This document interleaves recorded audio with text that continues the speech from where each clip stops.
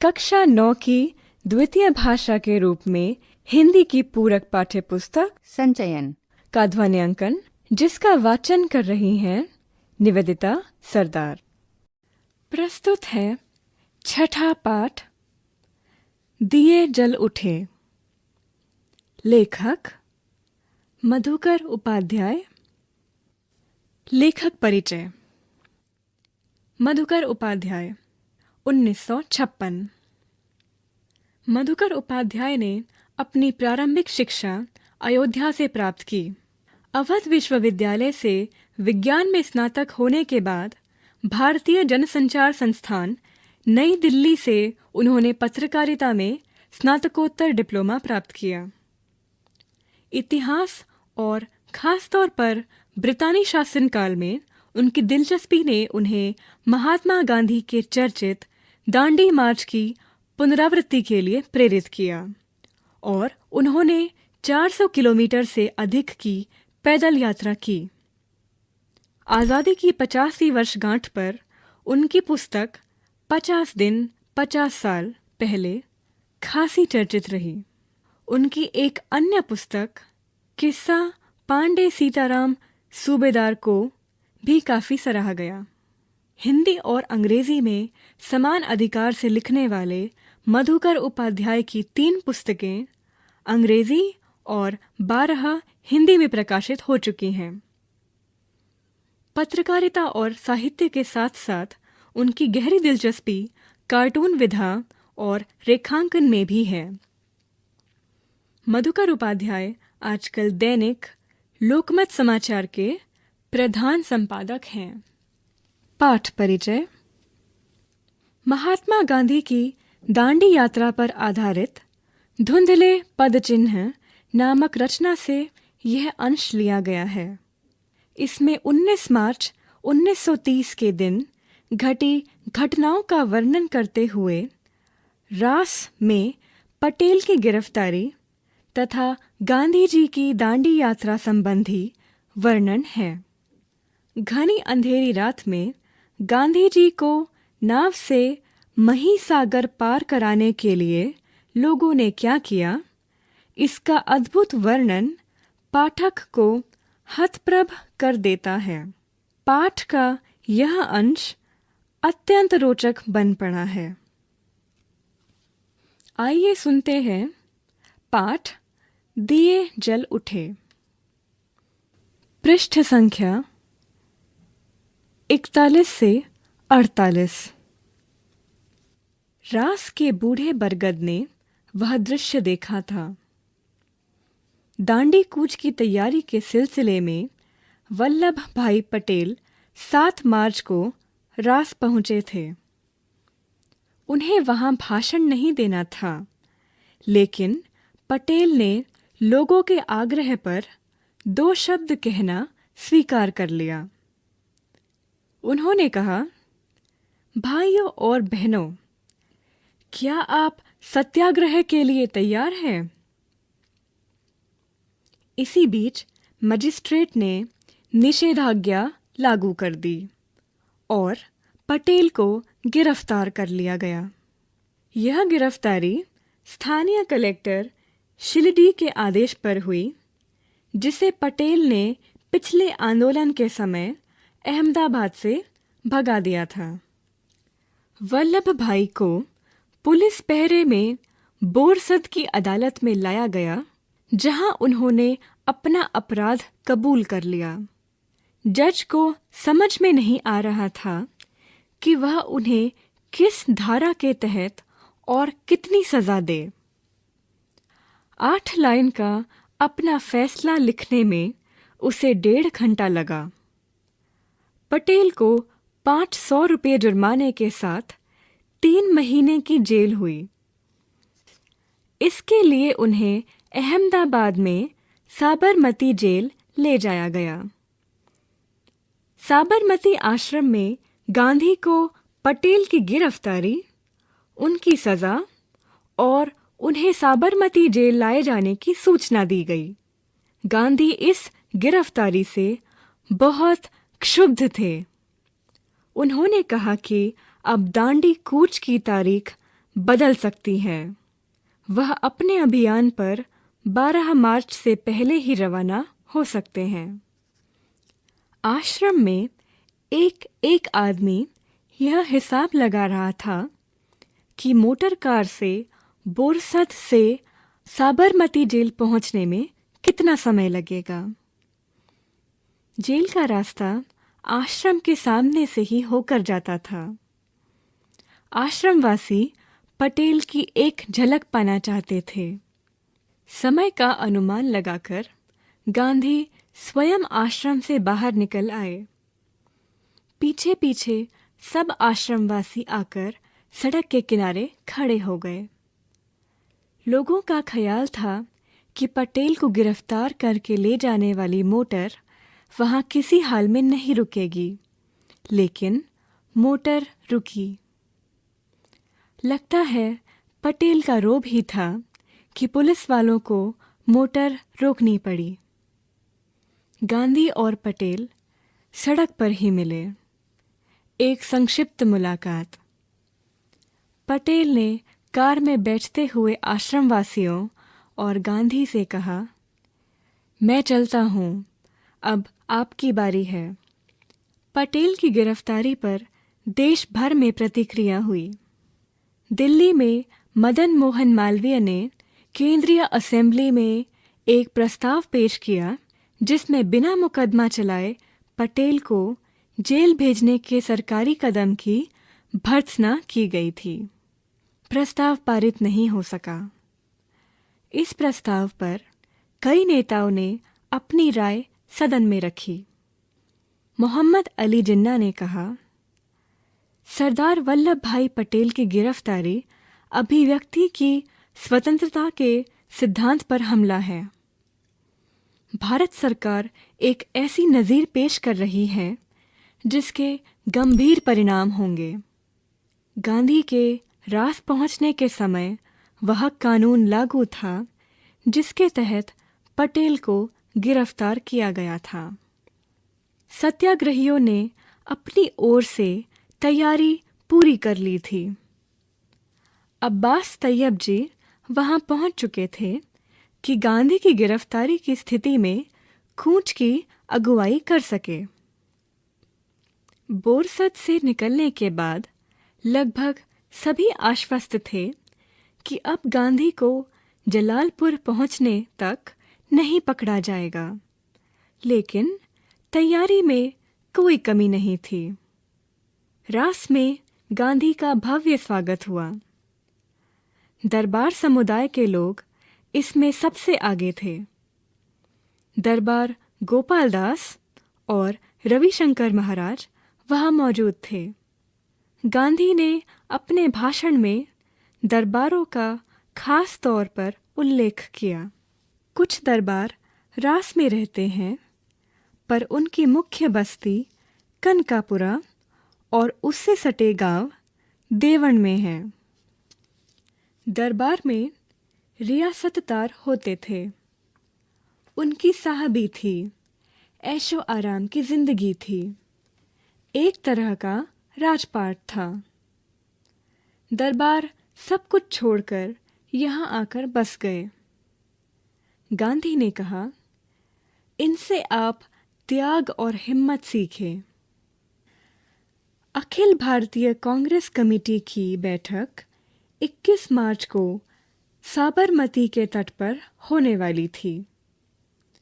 जवाहरलाल नेहरू इस बैठक से पहले गांधी से मिलना चाहते थे। उन्होंने संदेश भिजवाया, जिसके जवाब में गांधी ने रास में अपनी जनसभा से पहले एक पत्र लिखा और कहा कि उन तक पहुंचना कठिन है। तुमको पूरी एक रात का जागरण करना पड़ेगा। अगर कल रात से पहले वापस लौटना चाहते हो तो इससे बचा भी नहीं जा सकेगा। मैं उस समय जहां भी रहूंगा, संदेशवाहक तुमको वहां तक ले आएगा। इस प्रयाण की कठिनतम घड़ी में तुम मुझसे मिल रहे हो। तुमको रात के लगभग 2 बजे जाने परखे मछुआरों के कंधों पर बैठकर एक धारा पार करनी पड़ेगी। मैं राष्ट्र के प्रमुख सेवक के लिए भी प्रयाण में जरा भी विराम नहीं दे सकता। वल्लभ भाई की गिरफ्तारी के कारण रास में आम लोगों के बीच सरकार के खिलाफ प्रतिक्रिया स्वाभाविक थी। गांधी की जनसभा से पहले ही गांव के सभी पुश्तैनी मुखिया और पटेल उन्हें अपना इस्तीफा सौंप आए। गांधी ने दांडी कूच शुरू होने से पहले ही यह निश्चय कर लिया था कि वह अपनी यात्रा ब्रिटिश आधिपत्य वाले भूभाग से ही करेंगे। किसी राजघराने के इलाके में नहीं जाएंगे, लेकिन इस यात्रा में उन्हें थोड़ी देर के लिए बड़ौदा रियासत से गुजरना पड़ा। ऐसा न करने पर यात्रा करीब 20 किलोमीटर लंबी हो जाती और इसका असर यात्रा कार्यक्रम पर पड़ता। सत्याग्रही गाजे बाजे के साथ रास में दाखिल हुए। वहां गांधी को एक धर्मशाला में ठहराया गया, जबकि बाकी सत्याग्रही तंबुओं में रुके। रास की आबादी करीब 3000 थी, लेकिन उनकी जनसभा में 20,000 से ज्यादा लोग थे। अपने भाषण में गांधी ने पटेल की गिरफ्तारी का जिक्र करते हुए कहा, सरदार को यह सजा आपकी सेवा के पुरस्कार के रूप में मिली है। उन्होंने सरकारी नौकरियों से इस्तीफे का उल्लेख किया और कहा कि कुछ मुखी और तलाटी गंदगी पर मक्खी की तरह चिपके हुए हैं। उन्हें भी अपनी निजी तुच्छ स्वार्थ भूलकर इस्तीफा दे देना चाहिए। उन्होंने कहा, आप लोग कब तक गांवों को चूसने में अपना योगदान देते रहेंगे? सरकार ने जो लूट मचा रखी है, उसकी ओर से क्या अभी तक आपकी आंखें खुली नहीं हैं? गांधी ने रास में भी राजद्रोह की बात पर जोर दिया और कहा कि उनकी गिरफ्तारी अच्छी बात होगी। सरकार को खुली चुनौती देते हुए उन्होंने कहा, अब फिर बादल घिर आए हैं, या यूं कहें सही मौका सामने है। अगर सरकार मुझे गिरफ्तार करती है तो यह एक अच्छी बात है। मुझे 3 माह की सजा होगी तो सरकार को लज्जा आएगी। राजद्रोही को तो काला पानी, देश निकाला या फांसी की सजा हो सकती है। मुझ जैसे लोग अगर राजद्रोही होना अपना धर्म माने तो उन्हें क्या सजा मिलनी चाहिए? सत्याग्रही शाम 6 बजे रास से चले और 8 बजे कनकापुरा पहुंचे। उस समय लोग यात्रा से कुछ थके हुए थे और कुछ थकान इस आशंका से थी कि मही नदी कब और कैसे पार करेंगे। नदी के किनारे पहुंचते ही समुद्र की ओर से आने वाली ठंडी बयार ने सत्याग्रहियों का स्वागत किया।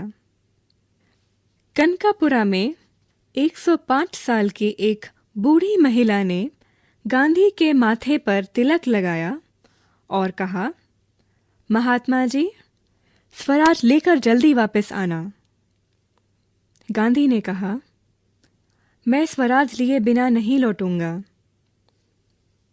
गांधी की जनसभा का निर्धारित समय 8 बजे था, लेकिन कनकापुरा पहुंचने में हुई देरी के कारण उसे 1 घंटे के लिए स्थगित कर दिया गया। जनसभा में गांधी ने ब्रितानी कुशासन का जिक्र किया। उन्होंने कहा, इस राज्य में रंक से राजा तक सब दुखी हैं। राजे महाराजे जैसे सरकार नचाती है, नाचने को तैयार है। यह राक्षसी राज है, इसका संहार करना चाहिए। रास्ते में रेतीली सड़कों के कारण यह प्रस्ताव किया गया कि गांधी थोड़ी यात्रा कार से कर लें। गांधी ने इससे साफ इनकार कर दिया। उनका कहना था कि यह उनके जीवन की आखिरी यात्रा है और ऐसी यात्रा में निकलने वाला वाहन का प्रयोग नहीं करता। यह पुरानी रीति है।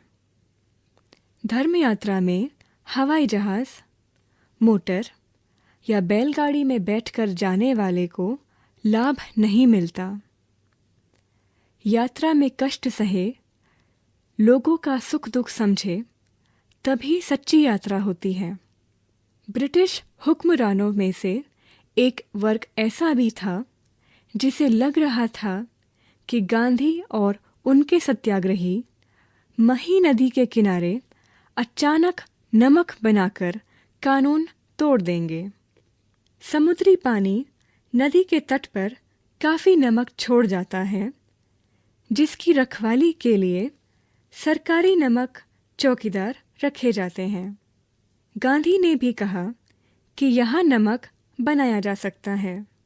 गांधी को समझने वाले वरिष्ठ अधिकारी इस बात से सहमत नहीं थे कि गांधी कोई काम अचानक और चुपके से करेंगे। इसके बावजूद उन्होंने नदी के तट से सारे नमक भंडार हटा दिए और उन्हें नष्ट करा दिया ताकि इसका खतरा ही न रहे। नियमों के अनुसार उस दिन की यात्रा कनकपुरा में गांधी के भाषण के बाद समाप्त हो जानी चाहिए थी, लेकिन इसमें परिवर्तन कर दिया गया। यह तय पाया गया कि नदी को आधी रात के समय समुद्र का पानी चढ़ने पर पार किया जाए ताकि कीचड़ और दलदल में कम से कम चलना पड़े।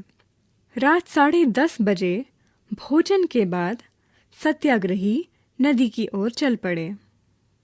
अंधेरी रात में गांधी को करीब 4 किलोमीटर दलदली जमीन पर चलना पड़ा।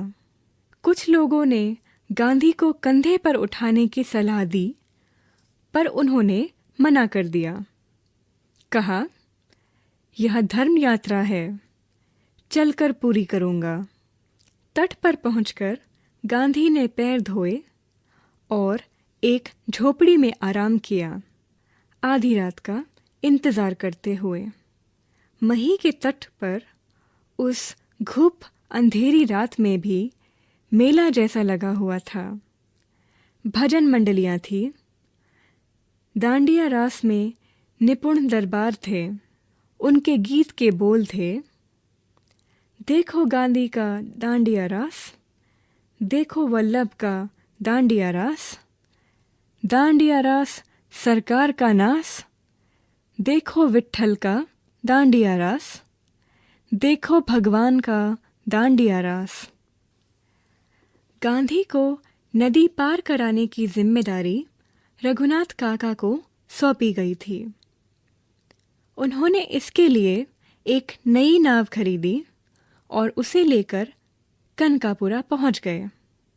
बदलपुर के रघुनाथ काका को सत्याग्रहियों ने निषाद राज कहना शुरू कर दिया। उनके पास बदलपुर में काफ़ी ज़मीन थी और नावें भी चलती थी। जब समुद्र का पानी चढ़ना शुरू हुआ, तब तक अंधेरा इतना घना हो गया था कि छोटे मोटे दिए उसे भेज नहीं पा रहे थे। थोड़ी ही देर में कई हजार लोग नदी तट पर पहुंच गए। उन सब के हाथों में दिए थे। यही नज़ारा नदी के दूसरी ओर भी था। पूरा गांव और आसपास से आए लोग दिए की रोशनी लिए गांधी और उनके सत्याग्रहियों का इंतजार कर रहे थे।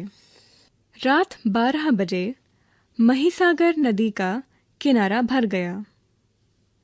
पानी चढ़ आया था। गांधी झोपड़ी से बाहर निकले और घुटनों तक पानी में चलकर नाव तक पहुंचे। महात्मा गांधी की जय, सरदार पटेल की जय और जवाहरलाल नेहरू की जय के नारों के बीच नाव रवाना हुई, जिसे रघुनाथ काका चला रहे थे। कुछ ही देर में नारों की आवाज़ नदी के दूसरे तट से भी आने लगी। ऐसा लगा जैसे वह नदी का किनारा नहीं बल्कि पहाड़ की घाटी हो जहाँ प्रतिध्वनि सुनाई दे। महिसागर के दूसरे तट पर भी स्थिति कोई भिन्न नहीं थी। उसी तरह का कीचड़ और दलदली जमीन। यह पूरी यात्रा का संभवतः सबसे कठिन हिस्सा था। 1.5 किलोमीटर तक पानी और कीचड़ में चलकर गांधी रात 1 बजे उस पार पहुंचे और सीधे विश्राम करने चले गए। गांव के बाहर नदी के तट पर ही उनके लिए झोपड़ी पहले ही तैयार कर दी गई थी। गांधी के पार उतरने के बाद भी तट पर दिए लेकर लोग खड़े रहे। अभी सत्याग्रहियों को भी उस पार जाना था। शायद उन्हें पता था कि रात में कुछ और लोग आएंगे जिन्हें नदी पार करानी होगी। शब्द अर्थ: निषेधाज्ञा, मनाही का आदेश, कबूल, स्वीकार, क्षुब्ध, अशांत, नाराज। प्रतिक्रिया: किसी कार्य के परिणाम स्वरूप होने वाला कार्य। भर्त्सना, निंदा। पारित, पास करना।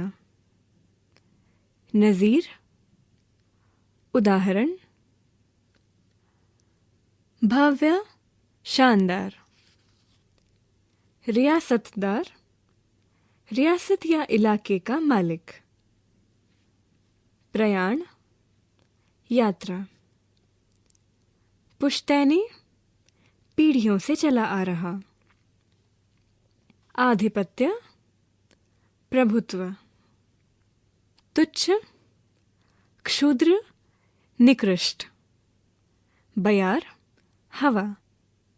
संहार, नाश करना। हुक्मरान, शासक। नज़ारा, दृश्य। प्रतिध्वनि, किसी शब्द के उपरांत सुनाई पड़ने वाला उसी से उत्पन्न शब्द। गूंज, अनुगूंज। बोध अभ्यास। प्रश्न संख्या 1। किस कारण से प्रेरित हो स्थानीय कलेक्टर ने पटेल को गिरफ्तार करने का आदेश दिया? प्रश्न संख्या 2। जज को पटेल की सजा के लिए 8 लाइन के फैसले को लिखने में 1.5 घंटा क्यों लगा? स्पष्ट करें। प्रश्न संख्या 3। मैं चलता हूँ, अब आपकी बारी है। यहाँ पटेल के कथन का आशय उद्धृत पाठ के संदर्भ में स्पष्ट कीजिए। प्रश्न संख्या 4। इनसे आप लोग त्याग और हिम्मत सीखें। गांधी जी ने यह किसके लिए और किस संदर्भ में कहा? प्रश्न संख्या 5। पाठ द्वारा यह कैसे सिद्ध होता है कि कैसी भी कठिन परिस्थिति हो उसका सामना तात्कालिक सूझबूझ और आपसी मेलजोल से किया जा सकता है? अपने शब्दों में लिखिए। प्रश्न संख्या 6। महिसागर नदी के दोनों किनारों पर कैसा दृश्य उपस्थित था? अपने शब्दों में वर्णन कीजिए। प्रश्न संख्या 7। यह धर्म यात्रा है, चलकर पूरी करूंगा। गांधी जी के इस कथन द्वारा उनके किस चारित्रिक गुण का परिचय प्राप्त होता है? प्रश्न संख्या 8। गांधी को समझने वाले वरिष्ठ अधिकारी इस बात से सहमत नहीं थे कि गांधी कोई काम अचानक और चुपके से करेंगे। फिर भी उन्होंने किस डर से और क्या एहतियाती कदम उठाए? प्रश्न संख्या 8। गांधी को समझने वाले वरिष्ठ अधिकारी इस बात से सहमत नहीं थे कि गांधी कोई काम अचानक और चुपके से करेंगे। फिर भी उन्होंने किस डर से और क्या एहतियाती कदम उठाए? प्रश्न संख्या 9। गांधी जी के पार उतरने पर भी लोग नदी तट पर क्यों खड़े रहे? संचयन। अभी आप सुन रहे थे ये ध्वनि पुस्तक